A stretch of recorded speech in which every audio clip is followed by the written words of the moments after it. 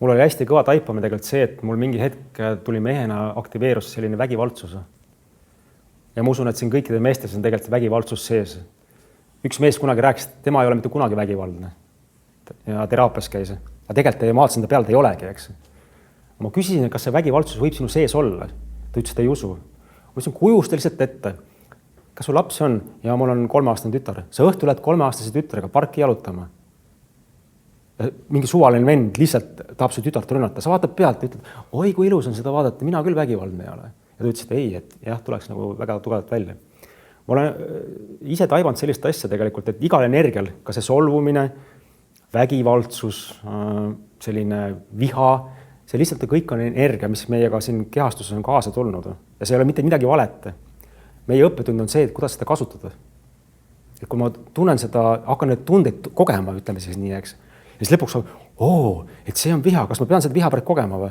No hetkel ei ole vaja, ma saan selle kõrvale panna siis või transformeerida milleks muuks.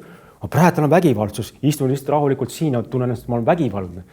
Et selline asi on ka mulle kaasa antud. Kas ma pean seda hetkel kogema või? No ei pea ju. Aga see ongi see, et meid juhib selles kehastuses 2 teadvust, võiks öelda. Üks on nagu teadlikkus ja teine on saatus. Enamus inimesed teavad saatusest, elus lähebki nii ja see ongi nii. Ja need energiat, mis sisse meisse tulevad, me ei teadvusta need. Kui ma mingi hetk olengi vägivaldne või olen kuskil oma partnerile kõris kinni ja kes seda nüüd tegi, eks? Ja pärast tuleb sellest välja on väga tugev süütunne, eks? Aga teadlikkuse tasand on see, et ma hakkan märkama, mis muga toimub, kuidas ma nagu käitun. Et ma enda puhul kogen sellist asja, ma nagu astun sellest kehast nagu mingit moodi nagu välja. Me näen praegult, et me oleme siin. Aga küsingi, mida see õppetund nagu hetkel mul pakub? Miks ma tunnen ennast hetkel vihasena? Miks ma tunnen, et ma solvunud olen? Mida see olukord tuli näitama, sest see välismaailm peegeldab minu sisemaailma tegelikult. Et mind ei saaks mitte midagi sisemiselt häirida, kui seda, või väliselt häirida, kui see ei ole minu sees. Ja see nii lihtne tegelikult ongi, et ma olen isegi mõnikord öelnud, et näiteks tuleb siia ruumi, praegu tuleb inimene, kes sind väga ärritab, eks.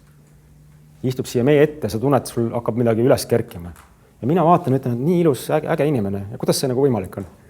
Et 2 inimest samas hetkes kogevad täiesti erinevalt, eks.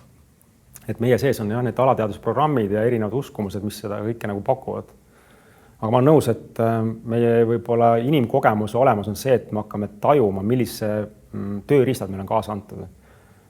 Ja iga kord siis, mida teadlikumaks muutunud, seda paremini ma oskan energiatega siis olen vägivaldne. Seda küll hetkel vaja ei ole, aga siia võiks nagu rõõmu hetkel sisse näiteks tuua ja seda nagu harjutada ja tundeda meie hingekeel, võiks öelda. Mida rohkem oma tunnetega kokku saame, seda rohkem saame oma kõrgema teadvuse ja kõrgema minaga kokku. Kuidas seda tahad nimetada, eks? Ja mis meil on meestel on eriti raske, et raske on tunda oma tundeid ja elame sellises mentaalses tasandis rohkem. Et ma usun, et see ongi nagu äge teekond tegelikult, kus igas hetkes hakkame rohkem märkama. Ja ma enda puhul olengi öelnud, et ei olegi sellist sihtpunkti, kuhu ma peaksin jõudma, vaid kõige parem hetk ongi just nüüd. Just nüüd.